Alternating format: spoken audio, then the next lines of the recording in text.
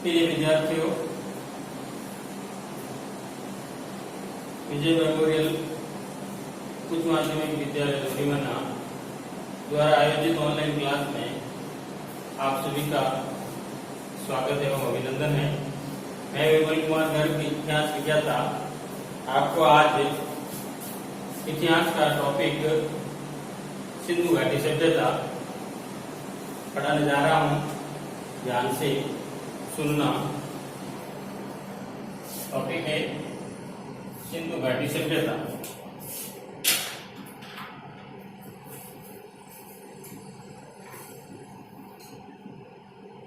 सिंधु घाटी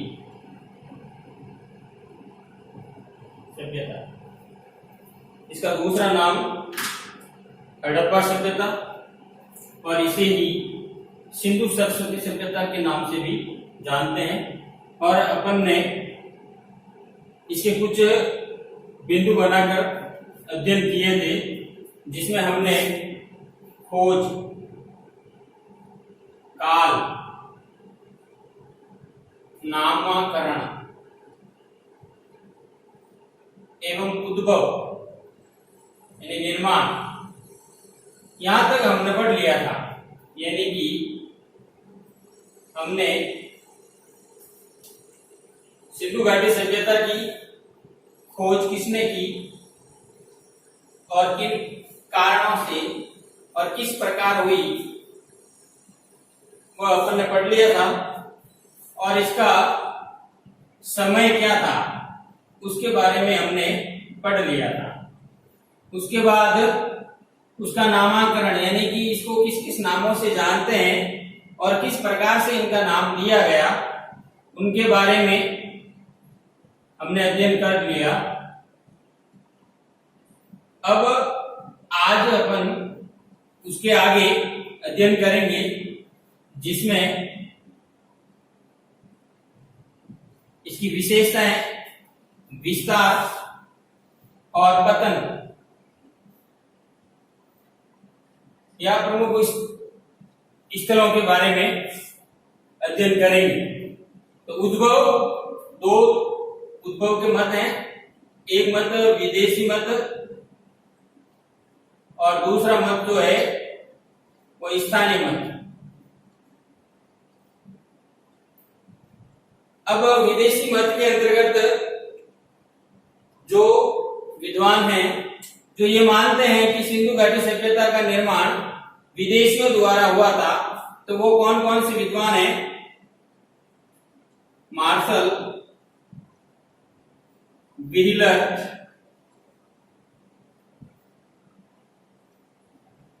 child, Garner आदि।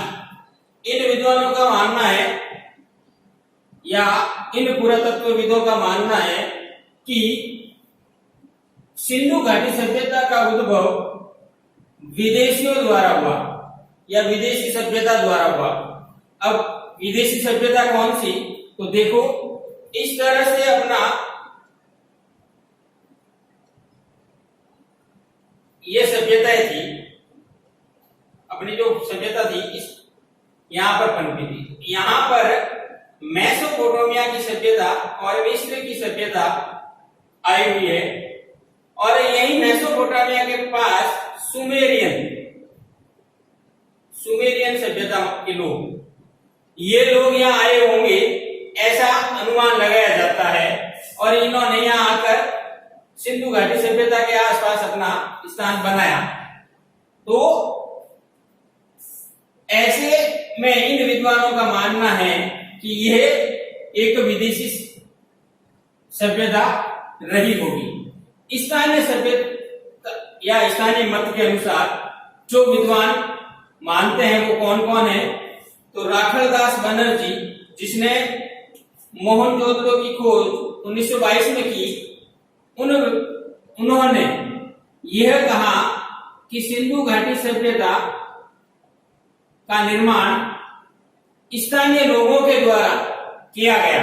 स्थानीय लोगों के द्वारा किया गया। वो लोग कौन से थे? तो वो द्रविड़ प्रजाति के लोग थे, यानी कि द्रविड़ जाति के लोग थे। राखालदास बनर्जी ने इसको माना था और यही मत सबसे महत्वपूर्ण मत माना जाता है।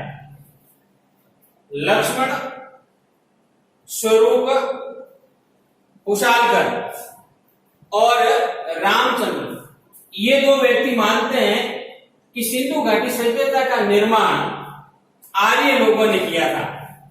आर्य लोगों ने किया था।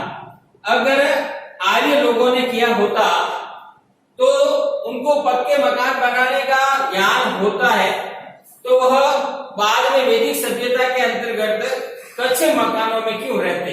इसलिए ये सिंधु घाटी सभ्यता का निर्माण आर्य लोगों के द्वारा नहीं हुआ ऐसा माना जाता है, क्योंकि अगर वो पक्के मकानों का उनको ज्ञान है तो वो फिर कच्चे मकानों में क्यों रहते या उनका निर्माण क्यों करते। ऐसी स्थिति के अंतर्गत उसका खंडन किया जाता है। अब आप और हम आगे बढ़ते हैं उद्भव से और सिंधु घाटी सभ्यता की विशेषताओं के बारे में अध्ययन करते हैं। तो विशेषताओं में देखते हैं कि इनकी क्या क्या विशेषताएं रही सिंधु घाटी सभ्यता की। तो देखिए,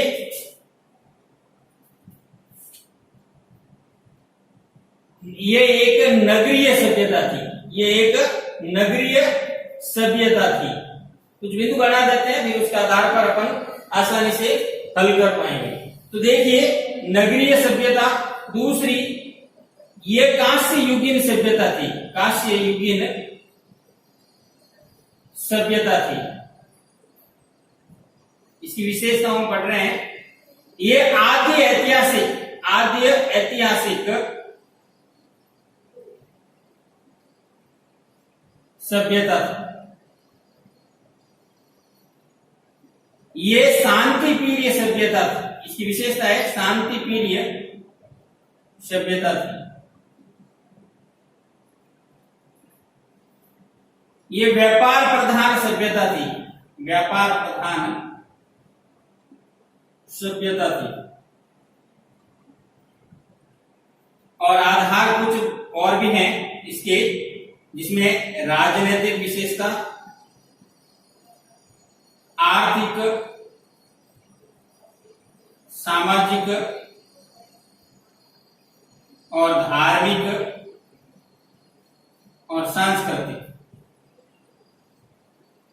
ये सभी विशेषताएं हैं सिंधु घाटी सभ्यता की। तो अपन एक एक करके इनका अध्ययन करते हैं।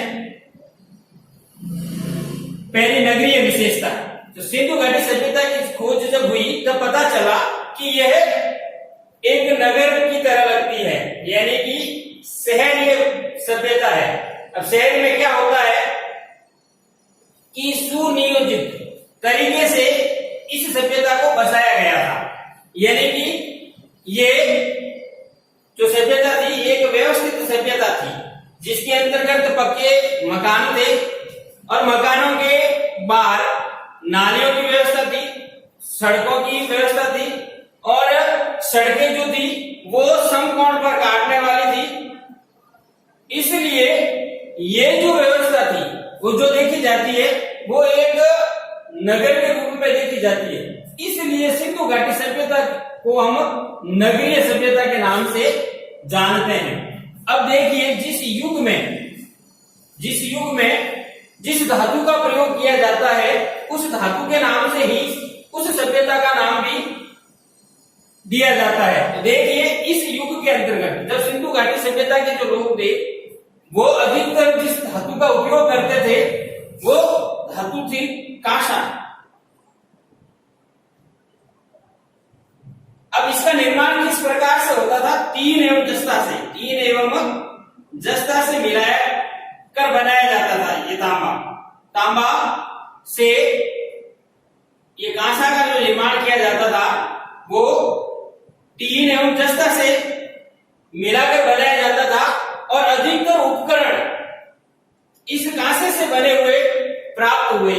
इसलिए इस सभ्यता को कांस्य युगीन सभ्यता भी कहते हैं। अब तीसरी बात जो विशेषता इसकी वह है आदि ऐतिहासिक। आदि ऐतिहासिक का मतलब इतिहास को हम तीन भागों में बांटते हैं। कौन कौन से तीन भाग हैं? तो प्राग ऐतिहासिक, दूसरा आते ऐतिहासिक और तीसरा इतिहास ऐतिहासिक। तो देखिए प्राग ऐतिहासिक का मतलब होता है ऐसे सभ्यता जिसकी कोई लिखित जानकारी न हो और उसके बारे में पढ़ा नहीं जा सकता। तो यानी लिखित जानकारी होगी नहीं तो पढ़ेंगे कैसे, तो उसे कहा गया प्राग ऐतिहासिक सभ्यता। जिसकी पाषाणकालीन सभ्यता को अपन मान सकते हैं, पाषाणकालीन सभ्यता वो इसी काल की मानी जाती है। फिर आदि ऐतिहासिक, आदि ऐतिहासिक का मतलब ये होता है कि उसके बारे में कुछ लिखा हुआ तो मिलता है लेकिन उसको पढ़ा नहीं गया। तो ऐसे में सिंधु घाटी सभ्यता के अंतर्गत लिखा हुआ प्राप्त हुआ लेकिन आज तक उसको पढ़ा नहीं गया, इसलिए इस सभ्यता को क्या कहा गया, आद्य ऐतिहासिक सभ्यता के नाम से जाना गया। अब जब इस को पढ़ लिया जाएगा, उसको पढ़ लिया जाएगा तो ये कौन सी सभ्यता हो जाएगी, ऐतिहासिक सभ्यता। तो आदि ऐतिहासिक में यहाँ के जो लोग थे वो चित्रात्मक लिपि का प्रयोग करते थे। चित्रात्मक यानी कि चित्र बनाते थे और उसे चित्र लिपि भी कहा जा सकता है जिसको अभी तक पढ़ा नहीं गया है, इसलिए इसको आदि ऐतिहासिक कहा जाता है। अब देखिए अगली विशेषता इसकी क्या है, शांति प्रिय सभ्यता। तो यहाँ पर न तो कोई युद्ध का प्रमाण मिले हैं और न ही कोई ऐसे उपकरण प्राप्त हुए हैं जिससे ये साबित होता हो कि यहाँ युद्ध हुए हो या आक्रमण हुए हो। तो ऐसा कोई उपकरण नहीं मिला या ज्यादा मात्रा में एक स्थान पर अनेक सारे ऐसे उपकरण जिससे यह साबित होता हो कि वहां पर कोई लड़ाई झगड़े आक्रमण युद्ध हुए हो, ऐसा प्रतीत नहीं होता है। इसलिए इस सभ्यता को शांति प्रिय सभ्यता के नाम से भी जाना जाता है। आगे देखिए अगली विशेषता व्यापार प्रधान सभ्यता। तो देखिए जो सभ्यता नगर ये सभ्यता होती है तो नगर में अधिकतर व्यापार होता है। नगर में क्या होता है, अधिकतर व्यापार होता है और इसी कारण से इसे व्यापार प्रधान सभ्यता भी कहा जाता है। अब देखिए इस सभ्यता के अंतर्गत राजनीतिक स्थिति किस प्रकार की थी।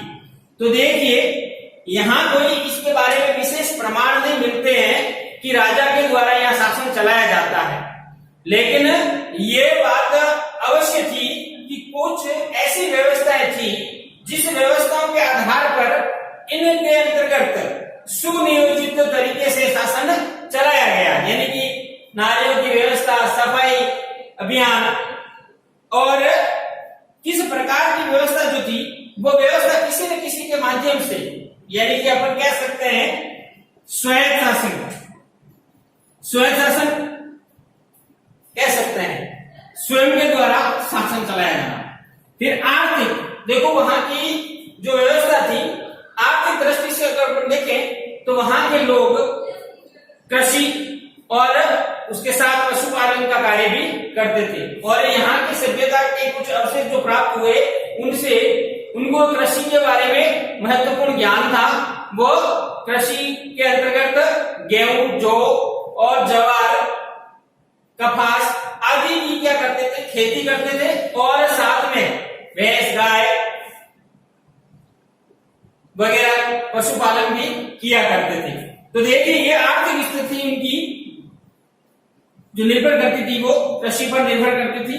अब देखिए सामाजिक व्यवस्था, सामाजिक के अंतर्गत ये माना जाता है कि जो सिंधु घाटी सभ्यता थी वह मुख्यतः दो भागों में विभाजित थी। कितने भागों में, दो, यानी कि कोई भी नगर जो था वो दो भागों में था। एक पूर्वी नगर कहलाता था और जिसे हम पूर्वी नगर को निचला नगर भी कहते हैं, और एक पश्चिमी नगर जिसे हम दुर्ग के नाम से भी जानते हैं, जिसे हम दुर्ग के नाम से भी जानते हैं। दो प्रकार से एक स्थान जो था वो दो भागों में विभाजित था।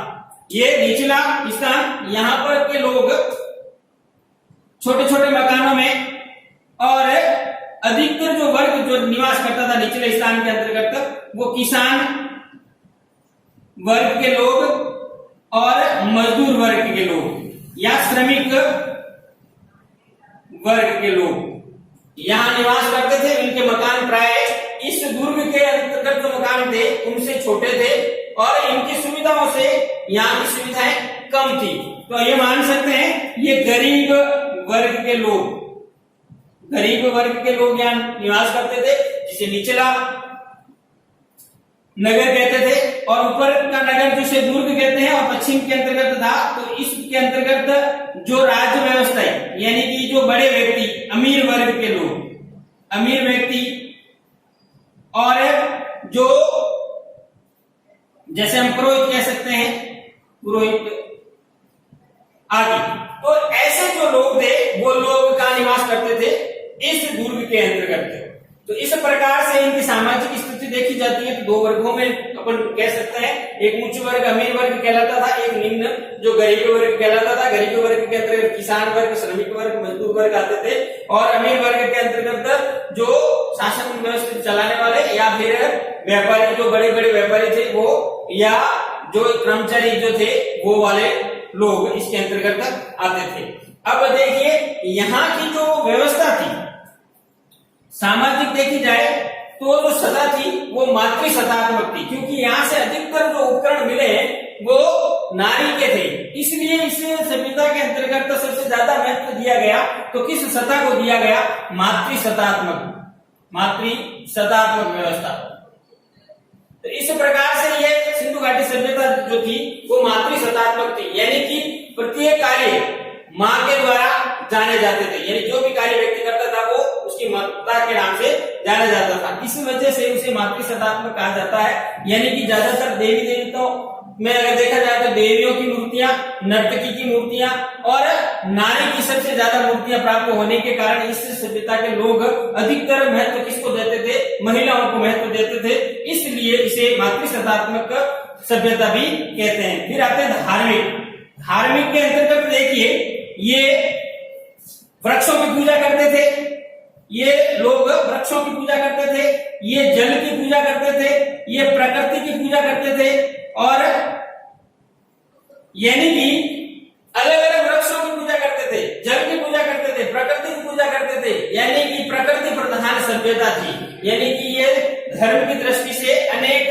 सारे देवी देवताओं को मानते थे जो आकाशीय, पृथ्वी और अंतरिक्षीय जल देवताओं के नाम से जाने जाते हैं, जिनमें वृक्षों की पूजा, जल पूजा, प्रकृति पूजा आदि को महत्व दिया जाता था। धर्म उनका ये था।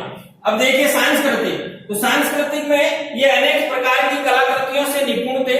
इनको बर्तन बनाने आते थे, इनको मूर्तियां बनाने आती थी, उनको मणके बनाने आते थे। तो इस प्रकार से इनके अंतर्गत सांस्कृतिक दृष्टि से अगर देखा जाए तो सिंधु घाटी सभ्यता के लोग संपन्न लोग थे। इस कारण से इनको जो सांस्कृतिक दृष्टि थी वो महत्वपूर्ण थी। अब देखिए विस्तार, इसका विस्तार पढ़ते हैं। तो विस्तार में एक बार अपन इसको मिटा देते हैं, अगर आपको स्क्रीनशॉट लेना हो तो ले सकते हैं या इसको लिखना चाहो तो लिख सकते हो।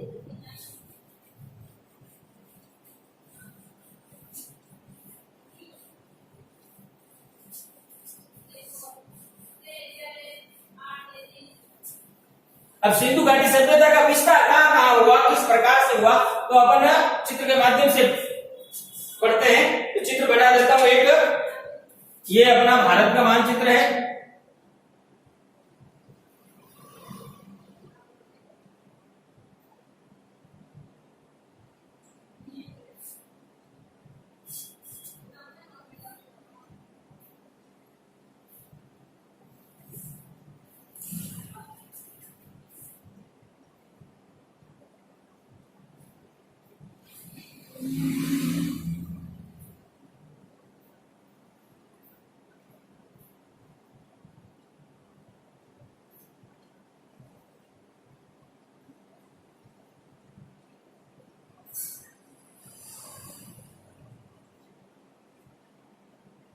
देखिए अब इनका विस्तार कहाँ हुआ सिंधु घाटी सभ्यता का। तो देखिए ऊपर जैन के जम्मू एंड कश्मीर में यहाँ एक स्थान, इसका नाम है मांडा, उत्तर में। दक्षिण के अंतर्गत ये महाराष्ट्र है, और यह महाराष्ट्र में एक स्थान है जिसे हम देमाबाद कहते हैं, देमाबाद। और ये पूर्व दिशा है, और यहाँ पर उत्तर प्रदेश है, और उत्तर प्रदेश में एक स्थान है जिसका नाम है आलमगीरपुर, आलमगीरपुर। और इधर पश्चिम के अंतर्गत देखें, यहाँ ये पाकिस्तान का भाग है और ये अफगानिस्तान का भाग। तो देखिए ये बलूचिस्तान है, पाकिस्तान का जो भाग है बलूचिस्तान, इसके अंतर्गत एक है सुतका गैंडोर, ये पश्चिमी क्षेत्र है। अब देखिए यहां से अगर अपन इनको मिलाते हैं तो किस प्रकार की सभ्यता प्राप्त होती है, ऐसे, जिसे हम त्रिभुजाकार कहते हैं। क्या कहते हैं? त्रिभुजाकार। तो ये जो सभ्यता थी वो किस प्रकार की थी? त्रिभुजाकार की थी। किस प्रकार की थी? त्रिभुजाकार की।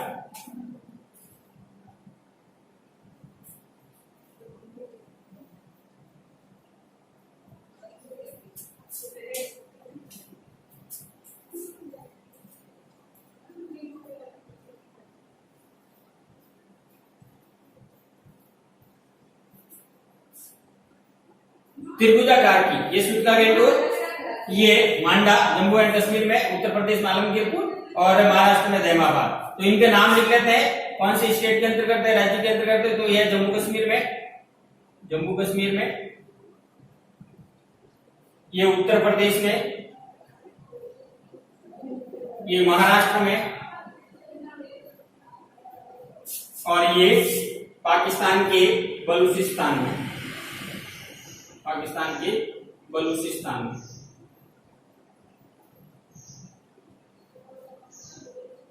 तो ये विस्तार था। अब ये विस्तार कितना था? 13 लाख वर्ग किलोमीटर। कितना विस्तार था ये पूरा? 13 लाख वर्ग किलोमीटर। कितना? 13 लाख वर्ग किलोमीटर। और इसकी सुतका गैंडोर से लगाकर आलमगीरपुर तक की जो दूरी थी वो 1600 किलोमीटर थी। कितनी? 1600 किलोमीटर। और उत्तर से दक्षिण की जो लंबाई थी वो 1400 किलोमीटर से अधिक थी। तो इस प्रकार से सिंधु घाटी सभ्यता का जो विस्तार देखा जाता है, उत्तर पश्चिम दक्षिण पूर्व के अंतर्गत जो देखा जाता है, पूरा विस्तार 13 लाख वर्ग किलोमीटर में फैला हुआ था। कितने? 13 लाख वर्ग किलोमीटर में, जिसकी लंबाई 1600 किलोमीटर और चौड़ाई लगभग 1400 किलोमीटर के आसपास। अब देखिए ये इसका विस्तार है। अब ये कहां पर कितने देश या कहां पर कितने स्थल खोजे गए, उन स्थलों के बारे में देखते हैं। तो देखिए अफगानिस्तान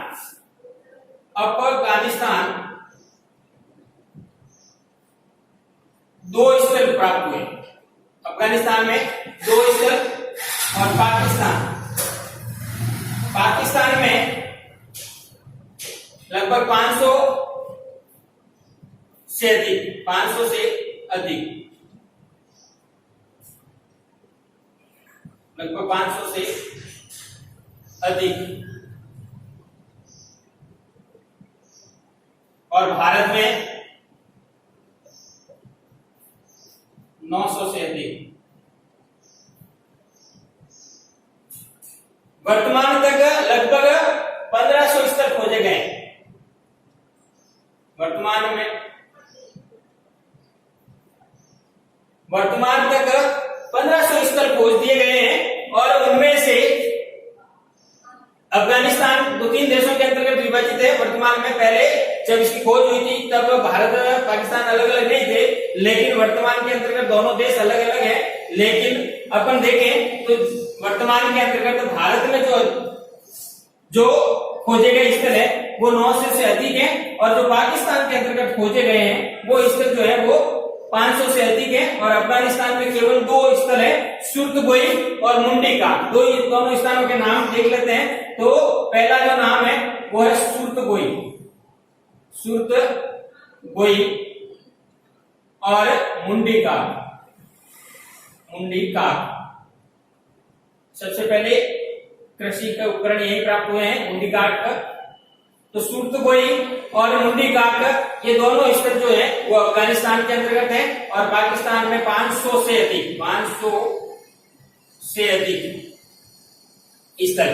देखिए ये जो नदी आती है सिंधु नदी और इनकी सहायक नदी चिनाब, झेलम, रावी, इन नदियों के तट पर ये स्थल देखे मिले हैं। अब देखिए जो मांडा जो स्थान है जम्मू कश्मीर के अंतर्गत वो कौन सी नदी के किनारे है, तो वो चिनाब नदी के किनारे। कौन सी नदी के किनारे? चिनाब नदी के किनारे। और आलमगीरपुर जो है जो उत्तर प्रदेश में है वो कौन सी नदी के किनारे है? हिंडन नदी के किनारे। कौन सी नदी के किनारे? हिंडन नदी।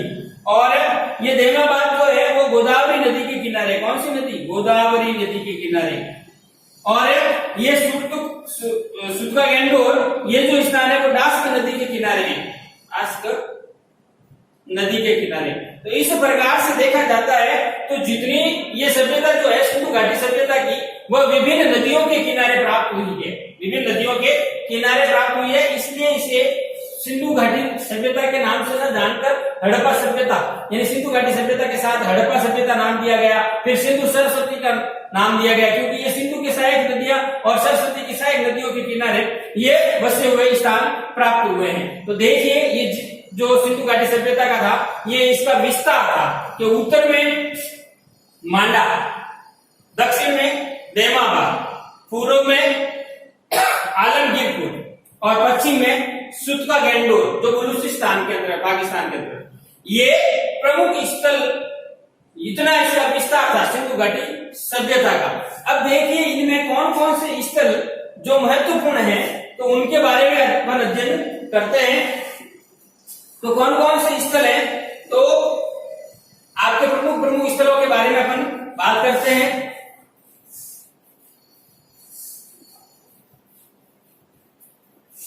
प्रमुख स्थल जिनके बारे में अपन थोड़ा सा अध्ययन कर लेते हैं, फिर आपको आगे की बातें बताएंगे। तो देखिए अफगानिस्तान में दो स्थल है, एक का नाम सुरतगोई और दूसरे का नाम मुंडी का। यानी ये दोनों स्थल है जो अफगानिस्तान के अंतर्गत है। पाकिस्तान के अंतर्गत जो महत्वपूर्ण स्थान है पाकिस्तान में, तो अलग अलग प्रांतों में देख लेते हैं पाकिस्तान के। तो पाकिस्तान के पंजाब प्रांत में गोट मोंगरी जिला है, गोट मोंगरी, उस जिले के अंतर्गत जो स्थल है उसका नाम है हड़प्पा, तो महत्वपूर्ण स्थल है। फिर सिंध प्रांत में, पाकिस्तान के सिंध प्रांत में मोहनजोदड़ो,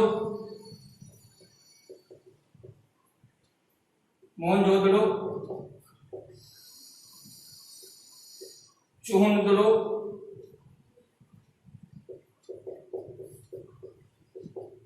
कोटदीजी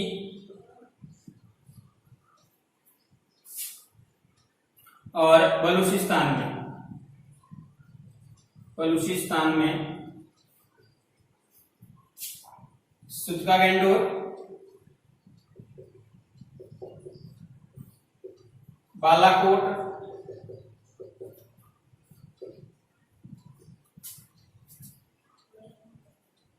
डाबरकोट, ये प्रमुख स्थल पाकिस्तान के अंतर्गत प्राप्त हुए हैं।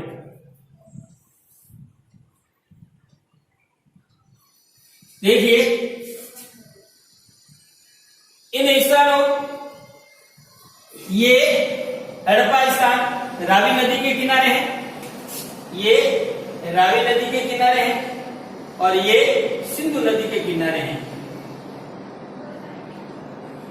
हड़प्पा रावी नदी के किनारे, मोहनजोदड़ो, जोंगड़ो और कोटदीजी ये सिंधु नदी के किनारे हैं और मोहनजोदड़ो जो है सिंधु नदी की बाईं तरफ और ये कोटदीजी जो है दाईं तरफ है और चुनड़ो भी दाईं तरफ है। तो इस प्रकार से ये पाकिस्तान में आए हुए स्थल है। अब भारत के अंतर्गत प्रमुख स्थल कहाँ के, तो देखते हैं भारत के। तो भारत में प्रमुख स्थान कौन कौन से हैं, तो देखिए भारत में तो उत्तर के अंतर्गत जम्मू एंड कश्मीर प्रांत जो है J&K, इसके अंतर्गत सबसे महत्वपूर्ण स्थल था मांडा। कौन सा था, मांडा। और ये कौन सी नदी के किनारे था, चिनाब नदी के किनारे। कौन सी नदी के किनारे था, चिनाब नदी के किनारे। उसके बाद उत्तर प्रदेश, उसके बाद में अपन देखते हैं उत्तर प्रदेश का। तो उत्तर प्रदेश के अंतर्गत कौन सा स्थान था, आलमगीरपुर। कौन सा स्थान था, आलमगीरपुर। ये कौन सी नदी के किनारे था, हिंडन नदी के किनारे। कौन सी नदी के किनारे, हिंडन नदी के किनारे। और महाराष्ट्र में है देमाबाद या देमाबाद, ये गोदावरी नदी।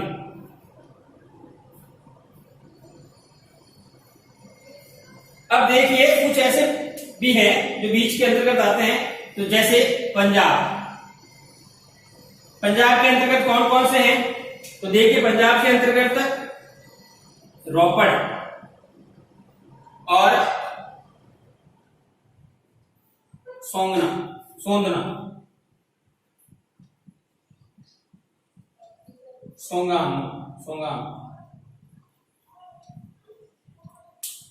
हरियाणा के अंतर्गत बनवाली, राखी गड्डी,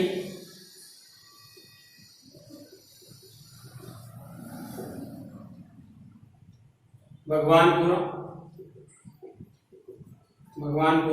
मीठातल,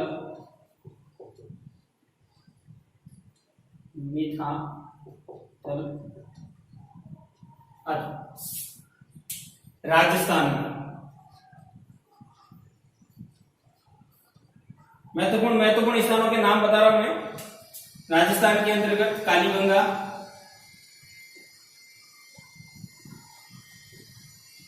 और बालाथल, ये सभी सिंधु घाटी सभ्यता के अवशेष प्राप्त हुए यहां से। गुजरात में कौन कौन से स्थल है, तो लोथल,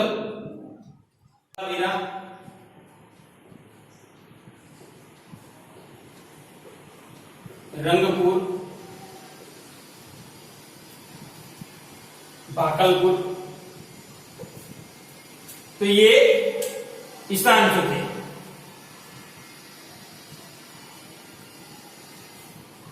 ये महत्वपूर्ण स्थान जो है वो सिंधु घाटी सभ्यता से संबंधित है। अब देखिए कुछ विशेषताएं हैं और भी सिंधु घाटी सभ्यता की, जिसके बारे में अपन पढ़ सकते हैं। तो देखिए क्या है सिंधु घाटी सभ्यता की कुछ विशेषताएं, जिसके अंतर्गत अपने कुछ अवशेष प्राप्त हुए हैं, वो किस प्रकार के हैं, तो उनके बारे में भी अपन अध्ययन कर लेते हैं थोड़ा सा। कि सिंधु घाटी सभ्यता से जो प्राप्त ईंटें, उनका अनुपात क्या था, 4:2:1 का। यानी कि इस अनुपात के अंतर्गत वहां से क्या मिली है, ईंटें मिली हैं, जो किस प्रकार की थी, कच्ची भी थी और पक्की भी थी। कच्ची और पक्की दोनों प्रकार की ईंटें थी।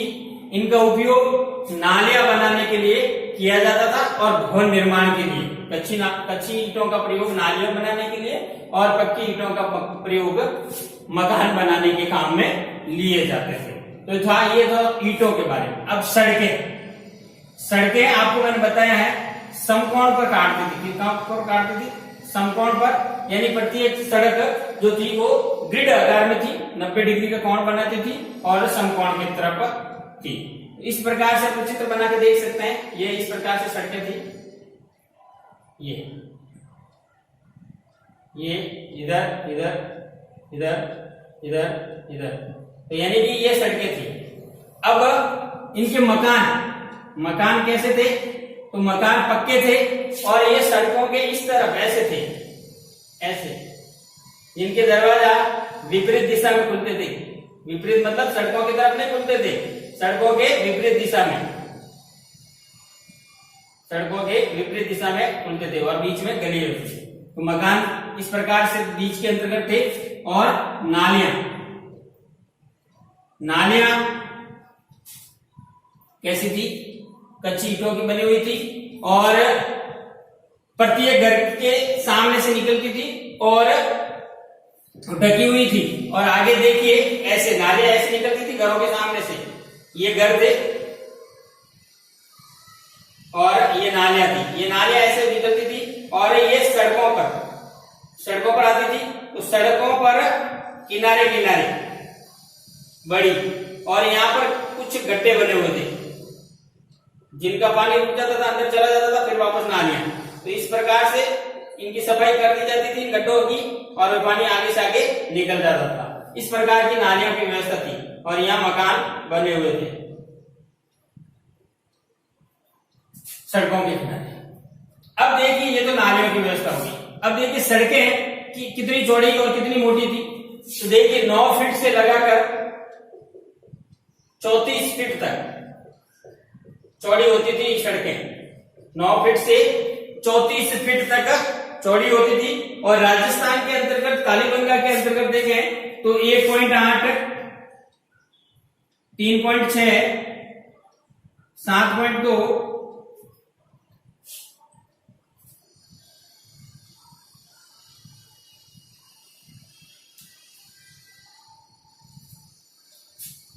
इस प्रकार से कालीबंगा की सड़कों का माप था। देखिए सड़कें व्यवस्थित थी, इनके मकान इस प्रकार से बने हुए थे और वहां से कुछ प्राप्त हुए हैं और भी अनेक सारे उपकरण। उनके यहाँ के स्नानागार किस प्रकार के थे? स्नानागार, अन्नागार,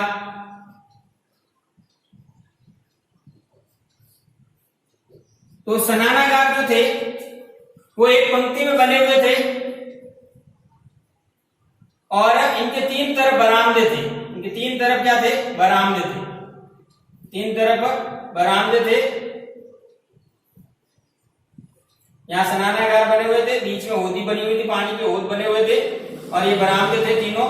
और स्नानागार की जो लंबाई चौड़ाई के अंतर्गत अगर देखा जाए, गहराई लंबाई चौड़ाई किस प्रकार से स्नानागार बने हुए थे तो 39 × 23 × 8 मीटर के थे। यानी कि उनकी लंबाई, चौड़ाई और ऊंचाई इस प्रकार की थी। 39, 23 × 8 के स्नानागार बने हैं। और वो स्नानागार देखिए, स्नानागार इस तरह बने हुए हैं और यहाँ पानी किसी पत्थर की शिला को काट कर होद बनाया हुआ था और यहाँ सीढ़ियां लगी हुई थी। इधर बरामदे थे, तीनों तरफ ये बरामदे थे और यहाँ स्नानागार बने हुए थे। तो देखिए उनकी स्नानागार की ऊंचाई, लंबाई और हाइट, चौड़ाई कितनी थी वो बता दी गई है। अन्नागार भी अलग अलग तरह के बने हुए मिले।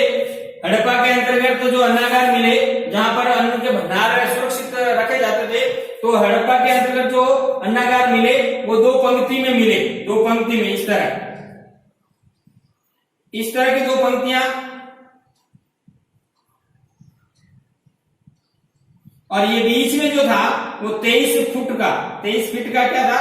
रास्ता था। और इधर दोनों तरफ क्या थे? ये अन्नागार थे। क्या थे?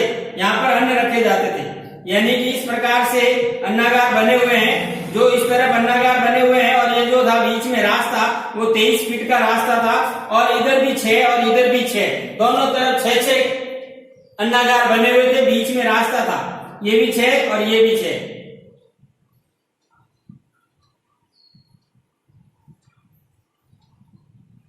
तो इस प्रकार से ये 6 के भाग में थे अन्नागार। और इनके अन्नागार की चौड़ाई, लंबाई अगर देखें तो देखिए 45.71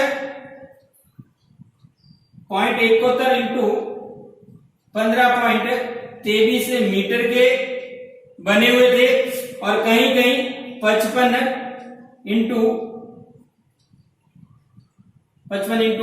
35 मीटर।